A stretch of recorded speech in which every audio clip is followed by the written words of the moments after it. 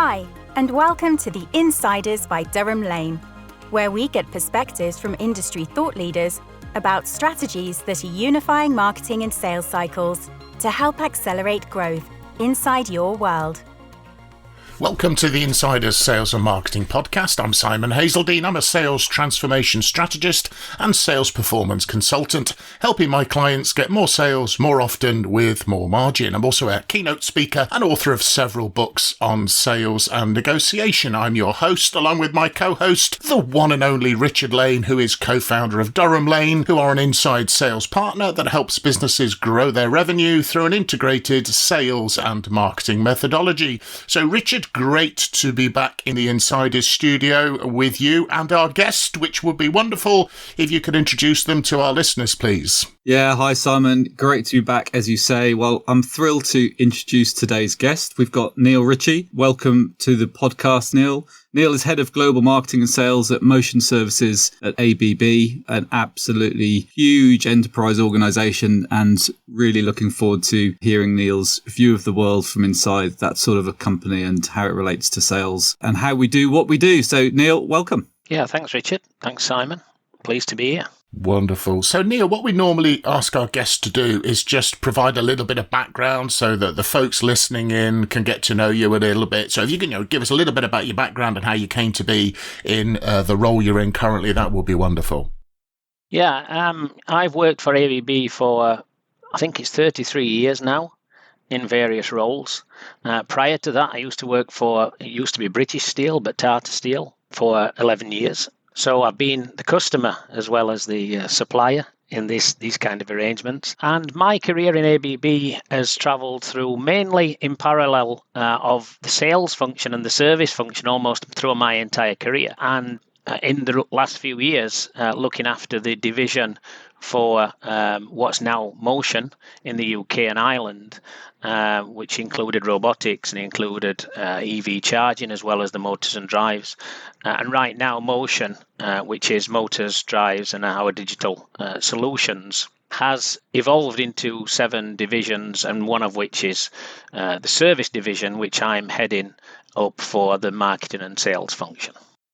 Wonderful. Thank you. It's given a good insight. And also, I think it's very interesting if you've worked what we might describe as both sides of the buying table, right? As a customer and supplier. I think that's quite a useful thing for marketing and sales professionals to get some experience of. So great you've done that. And I've been doing a little bit of snooping around. I was looking at your LinkedIn profile, and I noticed that you put this comment there that you said, I bring strategy to life and execution is everything. I'd be fascinated to know a little bit about that, because I know that the actual execution of a sales and or marketing strategy is often not quite it doesn't quite achieve the results people would like. Making it happen is the real tough stuff. So I'd be really interested how, you approach that in terms of successful execution.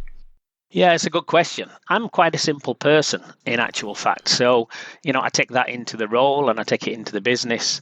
And I've generally followed 3 kind of principles, if you like, that have served me well and led to some success, certainly around strategy and implementing initiatives. The first one is get the right people. And I think that might sound simple, and it is, but I think you do have to pay real attention to getting the right people. I mean, in today's society, people come to interviews and they interview the company as much as we interview the person. So it's got to be a person that can do the job but also fit the organization. They've got to be happy in that environment. So finding the right people's number one. Number 2 is then getting those people to do the right things, making sure that there's a role that creates impact and can deliver, and the say-do ratio is high. So the people have to be doing the right things, either roles or the tasks or the communities that they're working in. They have to do the right things. And then the final point is keep it simple. And again, that it's dead easy in a large organization to simplify. But, I think that part of my role is to try and make sense from complications and complex situations. And really keeping it simple is important. I mean, an example in the strategy, we've got energy efficiency high on the agenda. And we take a very pragmatic approach, looking at it from the customer's perspective. So, take the right decisions, mitigate risks and implement change. That's the process that seems very simple again, but there's obviously products that we've developed behind that, services that we've developed behind that, the process of how we engage with customers to understand what their needs are. But again, a simple process and trying to keep it so that in a global organization, the different people with different language skills and different cultures, equally with customers, it does make a difference. Yeah, it's very interesting. I used to have a CEO where I used to work when I had a proper job, and he always would go on and on about, we need to simplify this, we need to simplify this, and this was almost his mantra. And it's more of a challenge, isn't it, than people think? Complex is easier than simple. It sounds crazy, but it's Yeah, I remember, it's strange. There's not that much I remember from school. But one thing I do remember from school is being the kid in the class that were a little bit hesitant to ask the stupid questions. But when I became a professional, I realized that asking the stupid questions became a really powerful part of my role. And I realized that there were other people in the room that probably were hesitant to asking those stupid questions, but did want to know the answers. So I think, this kind of asking a simple question might not necessarily get a simple answer, but certainly it drives towards that objective. It's the quote-unquote simple question, and then there is total silence, isn't there, in the room, while everybody goes, oh, that's a good question, right? So it's, and Richard, from a Durham Lane perspective, what's your perspective on actually getting a sales and marketing strategy to kind of come to life, if you like, when it hits the streets? Yeah, I'm still sitting here listening to you guys and sort of thinking of the philosophical complexity is easier than simple. We could talk all day on that, I think, couldn't we? But our job really is to simplify. Our job with our customers is to take their products and services typically into, not always, but typically into new markets. Simple resonates, complex doesn't. So it's absolutely fundamental that when we're building our go-to-market plans, when we're taking our customers through onboarding, we keep it simple. And I think we've practiced that, and we preach it and we practice that. And I believe that's true today. I think the key to any message is making it accessible. And we have to be able to do that, not just for our customers, but also for our sales execs that are taking the message to the market. Then we need to draw out of our customers their message and then simplify it so that we can then take that forward. So it's a complex process to get started. We've learned that onboarding well is what makes the difference, and so we put a huge amount of time and effort into that process, and it really pays back dividends. Yeah, I think having a very, very good onboarding process is has to be a priority, I think, for organisations. It's often done quite badly, and then takes the person ages to get up to some sort of required level of performance. And Neil, you were mentioning obviously ABB, big global organisation. How do you approach business development? Yeah, we and I'm just speaking on behalf of the division that I operate in, but it does reflect most of ABB's principles, I think, in that we drive the strategy and the direction globally. So we would develop the products and the services and the support infrastructure and the tools, etc. But actually, we really act locally, and we really do the business with the customers locally. And the reason for that is that we want to be as close to the customer as possible, so we can listen and learn, and we can be agile in developing a solution or delivering a response. So being close to the customer is really important to us. And we wouldn't pretend in a global organization, global role, that we know what every customer wants in every single country. And it comes back to the value proposition. What one customer will value might be different to another. So being close to the customers locally is really important in terms of the business development. And then, of course, what we have to do is we have to make sure that we join those two pieces together.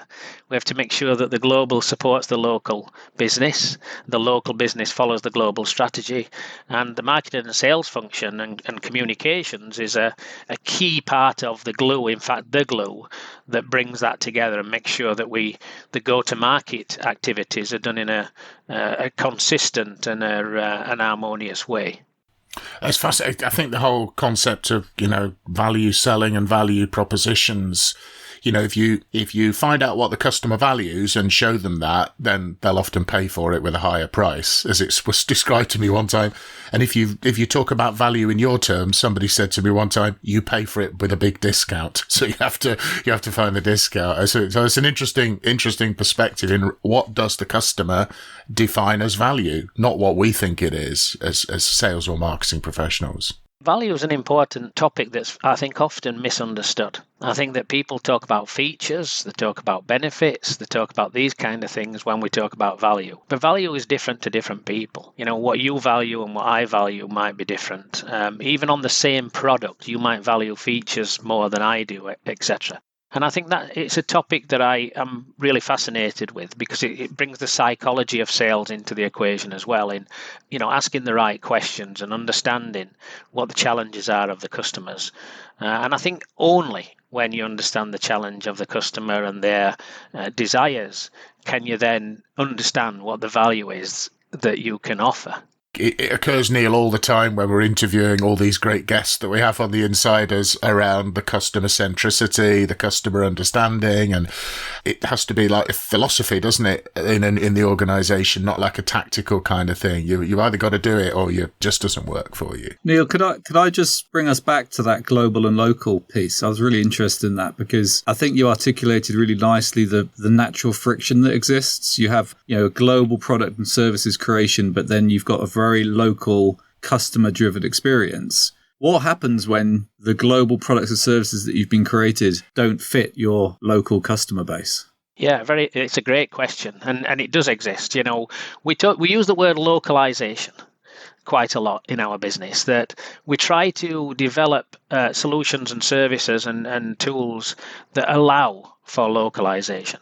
An example is that we don't set if you look at the labour, we globally are not hiring the local people. But we do define what kind of training programs we expect a local service engineer or a local sales manager to have. So we're setting a framework for the local business to operate within. But it's really important that we give them enough trust and flexibility to work within that. So there's obvious tensions. But I think we consider that the way we operate is almost omni-channel, where we're interested in end users because that's where the installed base is and that's what we want to service. So we use multiple channels to service and target that customer. That can create tensions as well. But I think it's all about managing it. I think that sometimes tension's good. It challenges, it raises questions that if everybody agrees might not be raised. So we don't try to destroy the world of kind of conflict, but what we try to do is give enough flexibility and trust to work in it, and also give a platform for people to raise their hand if they think that there's some serious issue that we need to address. Yeah, I mean, there's always going to be a degree of tension in any organisation and team, but if it's positively focused, then that can be a good thing. And you mentioned we were having a conversation before we came on air to record this episode, and you mentioned that you have a great passion for coaching. What do you think's important when you're coaching marketing and sales professionals, which is kind of what our listeners would be managing or coaching? Yeah, I actually don't think there's that much difference whether you're coaching a sales professional or a marketing professional or a general manager or a service engineer or whatever. I think it's about the individual, and I think coaching for me is about getting the people to get the best from themselves. And not for me to kind of tell them what to do or to be an advisor even, although that can be part of the coaching process. So I think that, we want to inspire and motivate people through coaching. So it's about trying to get them to be the best they can be and develop solutions for themselves. So it's spending time giving advice around the topic, but not necessarily the answer. Being a sounding board for ideas and thoughts, building confidence, building high-performing teams as well. It's part of the coaching in my mind that, others learn from each other. I think that's why diversity is important. I think coaching can't be, it's got to be recognised as part of a manager's role, whether it's a sales manager or wherever. I think it's really important to impart some of that learning. An interesting topic. I've been interviewing a lot of people recently, and we've talked about the question of what mistakes have you made and what successes have you had. And it's quite interesting. Almost all the mistakes, examples that are given, are early in people's career. Almost all the successes that people give are later in people's career. You know, if I were a scientist, I could argue that there is a correlation between learning from your mistakes. But definitely, the whole topic of experience comes with, learning, and coaching's part of that. Yeah, it's a fascinating, always a fascinating topic, absolute passion of mine. Richard, I know you make extensive use of coaching, don't you, for your teams? It'd be great just to get your perspective on that. Yeah, we really early on in the life of Durham Lane, we embedded the 70-20-10 learning model into our business. That's all around how do you harness sort of informal learning, very coaching centric. So 70-20-10 for those not initiated means that 10% of what we learn is through formal education, might be a course or reading a book, 20% through structured coaching. So we have structured coaching for every single one of our 115 employees. Everybody has a structured coaching program that they take part in. And then 70%, where the rubber hits the road, is when you're learning doing the job. That's being supported in role. You know, that's been challenging over the last few years. We've had some exciting challenges to overcome from this whole hybrid work that we've moved to. You know, we went overnight to a virtual place where we still have to provide the coaching. So, you know, we've enabled technologies to help us do that, etc. But at the end of the day, everyone has to believe in it. Everyone has to see the value in it. Mm-hmm. And once they become part of it, I like to think that happens. So it sort of becomes self-fulfilling as a sort of philosophy and a way that we operate. And the 70-20-10 is, I think, really worked for us in that regard. I mean, Neil, when you mentioned part of a manager's job, I mean, I realised how fortunate I was to end up working for a FMCG organisation where you were coached extensively as a salesperson. When I became a sales manager, I was trained to coach and you know, was supposed to be out there coaching 4 days. And as I moved onwards and upwards, I realised how lucky I was at a very early stage to be absolutely, you know, immersed in coaching as a concept, both as a coachee and as a coach. And it's always interesting working with lots of different organisations to see where they get it and maybe where it's not quite as understood, because it is such a powerful way. The 70-20-10 is a great framework, but it's definitely the manager as the coach, I think, is the key point. And you mentioned diversity, and also you know, pre-conversation, you also said you're a believer in diversity in practice. So what are you doing at ABB to drive and encourage diversity? Yeah, I mean, as a business, we've always embraced diversity when you look at it from a kind of cultural perspective, because we're a global organisation. We operate in 100 countries as ABB as a business. You know, in my business, we operate directly in 65. The management teams and the teams that we work with are from different backgrounds, different ethnic backgrounds and countries, and so from that aspect, it's been really strong, and it's been part of the fun of working within the company to meet these people. And more recently, I think in the last X number of years, that diversity topic has expanded. When you get into things like LGBT plus and things like that, there's campaigns and initiatives and embracing diversity as part of the whole principles and values of ABB embedded in what we want. But there's also some initiatives around gender diversity. So we have formal, female mentoring programs. We've set targets to try and promote gender diversity in the organisation. And I think that diversity, I know that diversity is a topic that adds value.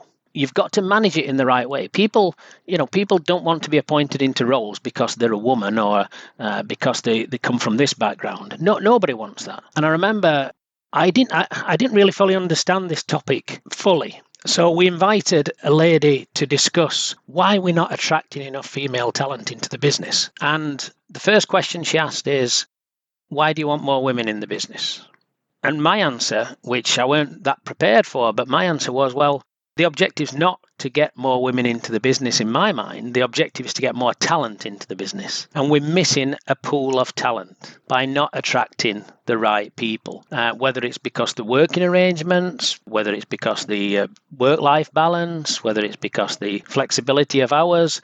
All these kind of things mean different things to different people. But we'd not really taken that too much into account in the job applications. It were very orientated to kind of a fixed scope. But I can certainly speak from experience that my management team is diverse, and it's definitely better off for it. There's definitely different views, different angles, things that you wouldn't have thought of. So, I'm really passionate about the topic of diversity, and I'm a believer that it does add value into a business and drives results. Yes, and then you, like you say, you get a diversity of perspective, don't you? And blind spots that are uncovered that you just absolutely weren't aware of. It is an absolutely fascinating topic. And in our pre-interview as well, we also discussed your passion for customer service and the concept of going the extra mile, and that sort of description probably is hanging on 10,000 office walls in different companies around the world, or in reception or something. At ABB, how do you make that become a reality for customers rather than just a nice aspiration? Yeah, I think it's about wowing customers. I think that everybody wants to satisfy customers, and generally do. But I think we want to wow customers, and it starts with the people. I genuinely believe that people should take it personally. I believe people should see it as a personal attribute to be able to satisfy the customers that we're working for. And then it comes to having the right people in the organization with the right attitudes, the right focus, and getting everybody lined up to it. So it starts with the people, but of course then you have to have the right processes. You want consistency, you want traceability, you want speed, and you've got to put that around it to make it work effectively. But customer satisfaction for me is firstly about closing gaps, and to do that you've got to listen to the customer. You've got to understand what they feel is missing, or what they want more of. And then it's about identifying what those gaps are and closing them proactively and doing something about it. So it's a simple formula, but it starts with the people, and I think quite often when we get some complaints, everybody does, but when we get complaints, quite often we're not actually complaining about this person, but genuinely the relationships and the people make a difference. Yeah, it's great. I had a boss previously who was very fond of saying that management was about opening and closing gaps, which was always a great. So he said, if you find one, you need to close it, and then when you've done that, you need to open it again at a higher level and then close it. And I thought just this whole gap concept was an interesting philosophy. Richard, your perspective from Durham Lane in terms of wowing customers and what's needed to do that today. Yeah, so I love and totally adhere to Neil's phrase, people should take it personally. They damn well should. That is really key. We talk about the 3 Ps at Durham Lane, Neil. We talk about people, process and partnership. And I think that speaks to what you've just spoken about from an ABB point of view as well. You have to have people that care. You have to have ambitious people that really want to make it happen and care about the outcome. They need to be supported by the right processes, because I think if you have people that really want to make it happen and care, but don't have the right processes around them, they get frustrated and then probably stop caring as much. So, you've got to have those two sync together, and then ultimately begin with the end in mind. We want to build long-term partnerships with our customers. And when that's your mindset, then you understand that sometimes you need to dig in deep to create the long-term, achieve the long-term objective. No, I love the approach of, the personal. You got to take it personally. I used to work in the beer industry, and one of the Heineken family, Freddie Heineken, famously said, I think it was Freddie Heineken one time, I view a bad bottle of Heineken as a personal insult. I love that. That's just a great philosophy for the guy to have. So, probably drove him insane, but a good philosophy to have all the same. Yeah, I was going to say, that's quite a high bar to aspire to, isn't it? Like something's going to go wrong sometimes, but oh my goodness, being on the receiving end of that would be interesting. All industries are undergoing change at the moment, Neil, and be really interesting. It's always a fascinating topic for us to ask our guests about, as people are so interested. What do you think are the changes that marketing and sales will have to make in the future? This is sort of the crystal ball moment, I think, to try to predict the future. Yeah, and I think we could do an entire podcast on this topic, if I'm honest.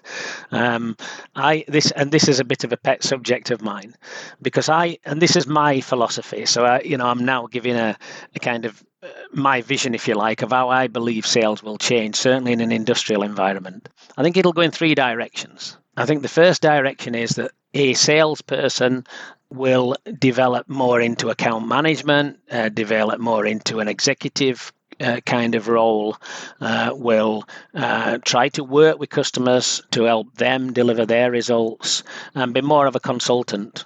That's the first thing, and that's the kind of people element. I think the second thing is that I think there'll be more partnerships, and Richard used the P in partnership, and we use the word putting our heads together, words in some of our strap lines. Let's put our heads together. We don't all have the answers individually, but together we can. But also, we talked about simplification earlier, and we know that there's complex situations. Just saying let's make it simple does not make it simple. You've got to do stuff. So bringing in professional partners like Durham Lane, for example, helps us to achieve some of the goals that we couldn't achieve on our own in a modern world. And then the third element that I think will change is digitalization. And somebody said, I read an article that basically said, and digitalization will take care of the rest. But I think to put that into context, e-commerce will mean that a lot of transactional sales won't be a personal relationship. It means that like software license renewals, which we wouldn't be able to scale up if we tried selling it through the existing sales models, will need a different way. Customers want more and more self-service. So they'll want more access to information to be able to make decisions without a personal involvement. So, online guided selling and things like that, and digital marketing. So, I think that's the three directions that I see sales going in, and what I call, the next generation of sales. So, maybe we come back in 10 years and reflect on that. Well, it's the one that kind of stuck out for me, because after a long period of not flying, I flew through Heathrow Airport, and other than them checking your passport, it's almost entirely self-service. You check in online, and so our customers are used to serving themselves in all sorts of in their private lives. But yet sometimes in their B2B relationships, they want to do some self-service, but it's not available for them, is it? And I think that's an interesting one for organizations to consider. Yeah. Yeah. I think you can see it happening in our personal lives. My son came to stay a few weeks ago, and we said, shall we order a takeaway? So my wife wanted to call the takeaway on the phone. My son wanted to just go online and order it from Deliveroo or whatever. And they both work. You get to the same result. It might cost you a bit more for doing the self-service, interestingly enough. But that's what society is moving into. And the gap between our personal lives and our working lives is narrowing. So we expect the same way that we operate, the instant response kind of models that we get in our personal lives more and more today.